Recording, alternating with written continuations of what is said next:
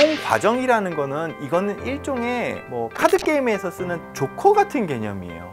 내가 이혼을 결심해야 될 어떤 게 있을까 치밀하게 혼자서 고민을 좀 하셔야 돼요. 안녕하세요. 저는 마인드랩 공간에서 정신과 전문의를 맡고 있으면서 이번 마음살롱의 살롱지기를 맡게 된 정신과 의사 이광민입니다. 제가 상담을 하다 보면 참 많은 분들을 만나 뵙게 되거든요. 특히 최근에는 코로나로 인해서 실직을 당하셨거나 혹은 가족 간의 불화 때문에 이런저런 고민들로 찾아오셔서 이야기를 나누곤 합니다. 저희 마음살롱에서는 그런 중장년층 분들에서 경험하고 있는 다양한 마음 고민들에 대해서 같이 좀 나눠보려고 하는데요. 살롱지기인 제가 그 사연에 대한 솔루션도 제시하려고 하거든요. 그런 면에서 많은 기대 가지고 봐주셨으면 좋겠습니다. 특히 오늘은 조금 민감한 주제일 수도 있지만 또 많은 분들이 한편으로는 마음속으로 깊이 고민을 하고 있을지도 모를 주제인데요. 황혼 이혼에 대해서 다뤄보려고 합니다. 한 사연이 도착했거든요. 황혼 이혼과 관련된 사연 듣고 난 다음에 또 이어가겠습니다.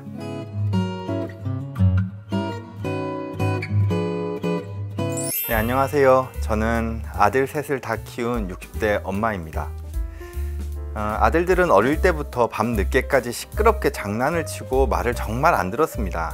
그런 아이들을 감시하고자 저는 애들 어릴 때부터 같이 자기 시작했습니다. 이게 아이들하고 같이 잤다는 얘기겠죠. 그렇게 저희 부부는 같이 한 방에서 자는 것이 어색한 사이가 되어 버렸습니다. 저는 거실에서 자고 남편은 방에서 자는 생활이 계속 되었습니다. 그러다 보니 당연히 대화도 없어졌고요. 저는 이런 생활과 외로움에 지쳐버렸고 이제 아이들도 다 키우고 나니 허무하기까지 합니다. 차라리 이제라도 이혼을 하는 것이 낫지 않을까라는 생각이 듭니다. 이런 생각이 유난일까요?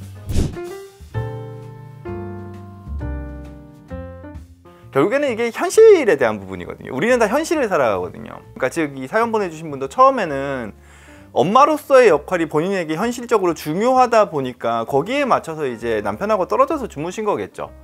그리고 난 다음에 그 현실이 바뀌어 버렸죠. 그 바뀐 현실에서 내가 어떤 지금 결정을 해야 될 거냐, 이런 거에 대한 고민이 아닐까 싶기는 하네요. 그러면서 이제 우리가 지금 전반적으로 가지고 있는 각방 문화, 혹은 이제 아이를 키우고 난 다음에 이제 남녀 부부 사이에서 가지게 되는 현실적인 고민들에 대해서 조금 알아볼 필요는 있겠다는 생각이 듭니다. 최근에는 젊은 부부들도 그렇고 각박 쓰는 거에 대해 가지고 조금 뭐랄까요, 문화적으로 익숙해진 측면은 없잖아 있습니다.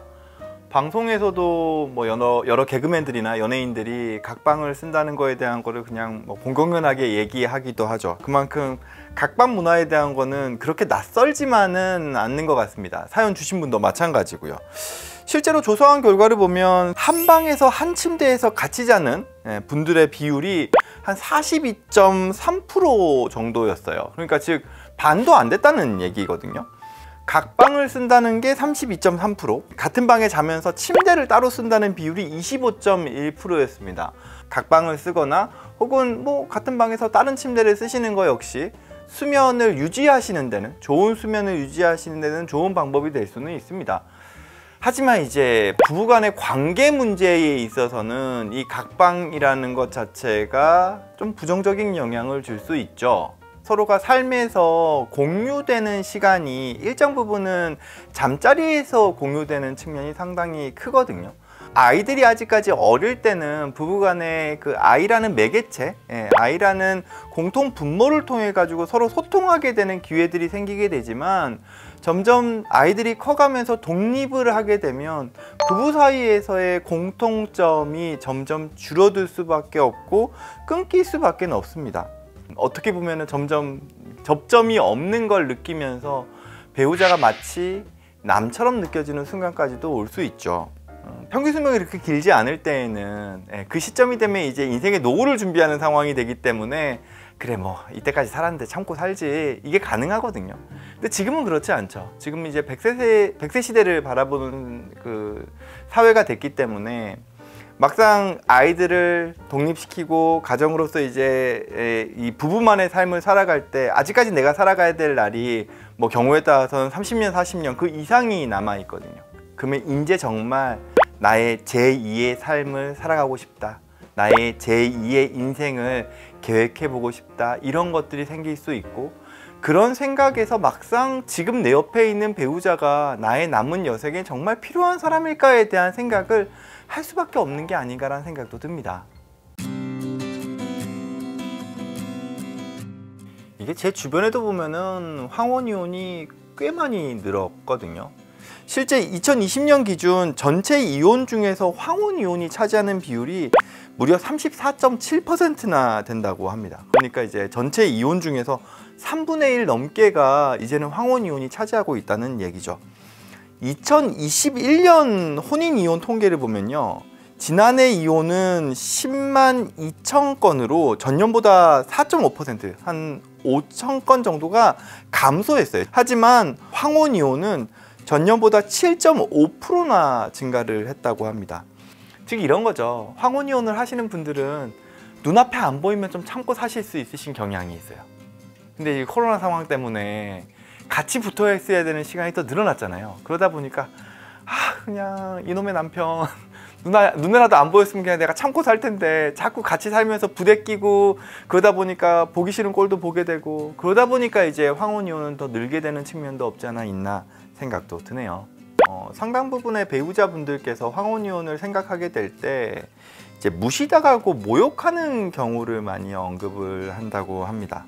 나는 나가서 돈이라도 벌고 오는데 너는 도대체 집구석에서 뭐 하냐, 애 키우는 게 뭐가 대수라고 그러냐, 집안일 그거 뭐 하는 거 있다고, 이런 식으로 이제 접근을 하게 되면 아내분 입장에서 느끼시는 감정은 나의 이때까지 상당 기간 살아온 인생 자체가 무시당하고 모욕감으로 그 상황을 받아들이게 되거든요. 그렇다 보니까 이 황혼 이혼 과정에서 그냥 합의로 이혼이 이루어지는 사례보다는 실제 이혼 소송까지 가는 경우가 상당히 많다고 하고요. 그러한 이혼 소송을 제기하는 대부분의 분들은 남성 쪽이 아니라 이제 아내 쪽에서, 여성분들에서 이제 남편에게 이혼 소송을 제기하는 경우가 훨씬 많다고 하죠. 일본 같은 경우에는 실제로 여성이 이혼 소송, 황혼 이혼 소송을 제기하는 비율이 70%가 넘는다라고 합니다. 그런 면에서 막상 영상을 보시는 분들 중에서는 아니 그러면 구체적으로 황혼 이혼을 하게 되는 이유가 어떤 것들이 있냐라는 게 궁금하실 수 있을 것 같아요. 그래서 실제로 황혼 이혼을 하게 되는 대표적인 이유 몇 가지를 제가 소개해 드릴 건데요. 첫 번째는 이게 이혼의 단골 주제죠. 배우자의 폭력. 두 번째는 이것도 마찬가지 단골 주제입니다. 배우자의 외도. 세 번째는 아주 권위적인 남편에 대한 모습. 그리고 네 번째는 줄어드는 수입. 다섯 번째는 재산 상속 문제 등을 이야기한다고 하네요. 근데 막상 이 통계를 보면서 느끼는 생각은 남편의 폭력, 남편의 외도, 그리고 권위적인 남편, 이거는 나이가 들면서 갑자기 생기는 경우보다는 이게 결혼하고 난 다음에 어느 시점부터 반복적으로 있어 왔던 문제인데 자녀 때문에 그냥 이때까지 참고 살다가 어느 순간부터 이 문제를 내가 더 이상 감당할 수 없겠다라고 느끼시는 거죠. 혹은 내가 이걸 참으면서까지 굳이 이 가정을 유지할 필요가 없다라고 느끼시는 걸 거라고 생각을 합니다. 반면에 네 번째, 다섯 번째 문제는 황혼 이혼하는 연령대에서 생기는 문제겠죠. 이제 젊으실 때는 잘 버셨는데 나이가 들면서 이제 은퇴를 하시거나 이런 상황에서 이제 남편의 경제적인 문제, 재산 상속과 관련된 문제 역시도 이제 이 시기에, 이 나이대, 나이가 들어서 가지게 되는 부부간의 갈등 문제라고 할 수 있어요.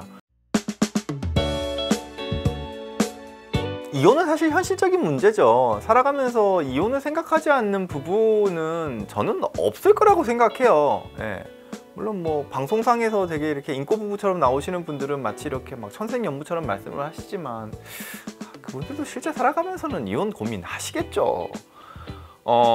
즉 우리가 현실적으로 나의 삶을 내 삶으로 가져가기 위해서는 두 부부가 가정을 이루면서 협력하는 관계도 중요하지만 동시에 내 삶을 지키기 위해서 떨어지는 거에 대해서도 현실적으로 고민하는 것들은 필요하거든요. 다만 우리가 그거를 실행에 옮기지 않고 참고 있을 따름이죠. 근데 이제 정말 이혼에 대해서 고민을 해야 되는 상황들이 생길 수는 있어요. 그런 경우에 좀 조언을 드린다면, 첫 번째는 내가 이혼을 결심해야 될 명분이 어떤 게 있을까에 대한 거는 치밀하게 혼자서 고민을 좀 하셔야 돼요. 그 명분이 없다 그러면 당연히 이거는 그냥 스쳐 지나가는 생각인 거죠. 그냥 내가 어젯밤에 남편하고 싸웠기 때문에, 혹은 어젯밤에 남편이 술 마시고 늦게 와서 꼬장을 부렸기 때문에, 뭐 혹은 자녀 문제 때문에 아내랑 뭐 의견 충돌이 돼서 그냥 괜히 그냥 상처받는 마음에 이혼을 지나가듯이 생각할 수는 있겠지만, 정말 내가 이혼을 심각하게 고민을 하려고 한다 그러면 그 명분은 생각하셔야 됩니다. 두 번째로, 그 다음 단계로 생각하셔야 되는 거는 이 이혼과 관련된 현실적인 상황이 어떤지를 객관적으로 보셔야 돼요. 이건 내가 파악하면 안 돼요. 전문가를 찾아가셔서 이혼을 했을 때 일어날 수 있는 여러 가지 법적인 상황들, 경제적인 상황들에 대한 객관적인 파악을 하실 필요가 있습니다. 이혼을 고민하시는 분들이 진료실, 정신과 진료실도 찾아오시는 경우들이 있으신데요. 이게 막상 이혼에 대한 생각이 나의 불안적인 요소로 인해서 정신과적인 증상이 생기는 가장 큰 이유는 내가 객관적인 상황을 파악하지 못하고 머리로만 상상하기 때문에 그래요. 변호사를 만난다 그래가지고 이혼을 해야 되는 건 아니에요. 우리가 이혼과 관련해가지고 변호사한테 상담 신청을 할 때부터 막 이혼 소송이 막 진행되는 건 아니거든요. 변호사를 만나던 뭐 세무사를 만나던 회계사를 만나던 이혼 전문가를 만나던, 그 전문가를 만나서 상황을 정확하게 파악하려고 하는 노력이 있어야지 내가 객관적인 게 보여요. 그렇지 않을 때는 우리의 생각은 자꾸 현실적인 기반에 일정 부분 거리를 둔 불안으로 자꾸 생각이 넘어가게끔 돼 있거든요. 그럼 정서적으로 당연히 힘들죠. 이제 그리고 난 다음에 세 번째 단계는 주변에서의 반응을 확인하는 거죠. 뭐 친정 부모님께서 살아계신다면 친정 부모님, 혹은 나의 형제 자매들, 그리고 또 가장 이럴 때 중요한 거는 나의 자녀들의 반응이죠. 지금은 시대가 많이 달라져서 부모가 이혼에 대한 걸 상의할 때 때에 따라서는 자녀분들이 더 적극적으로 이혼을 찬성하고 권장하는 경우도 있어요.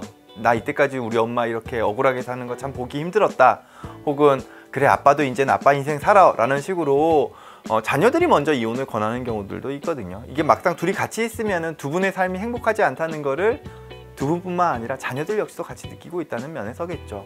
근데 반면에 자녀들 입장에서, 혹은 나의 주변 사람들 입장에서 내가 상당히 마음에 상처를 입을 것 같다라고 한다 그러면 그때는 그런 거 역시도 같이 고려의 대상에 넣으셔야 되기는 해요. 그래서 세 번째 단계로는 나의 주변 사람들이 나의 이혼에 대해서 어떻게 생각하느냐를 좀 파악하실 필요는 있습니다. 이혼이라는 건 결과물이지만 이혼 과정이라는 거는, 이거는 일종의 카드 게임에서 쓰는 조커 같은 개념이에요. 이거를 반드시 내가 지금 쓸 필요 없어요. 내가 아껴놨다가 정말 필요한 순간에 사용하겠다라는 나의 하나의 그 옵션 중에 하나거든요. 선택권 중에 하나거든요. 그렇기 때문에 내가 이혼을 지금 바로 하지 않는다 하더라도 내가 이혼을 했을 때 어떤 상황들이 있을까에 대한 거를 파악해 놓고 나의 하나의 선택권으로 쥐고 있으려고 하는 거는, 그건 정서적으로 또 건강한 행동이라고 생각을 합니다. 이게 참 황혼이혼이라는 주제는 좀 어렵고 불편하죠. 오늘 어떻게 보면 첫 시간이었는데 보시는 여러분들께서 제가 드린 어떤 이야기와 솔루션이 또 어떻게 좀 받아들이셨는지 저도 좀 궁금하기는 합니다. 그런 내용을 좀 댓글로 남겨주셔도 저희가 그 다음 화두를 준비하는데 도움이 상당히 되겠죠. 네, 결국에는 오늘은 되게 조심스럽지만 황혼이혼에 대한 주제로 이야기를 좀 나눠봤습니다. 다음에도 또 항상 새로운 주제로 여러분들께 찾아갈 예정이니까요. 또 많이 기대해 주시고 또 다음에도 찾아와 주셨으면 좋겠습니다. 감사합니다.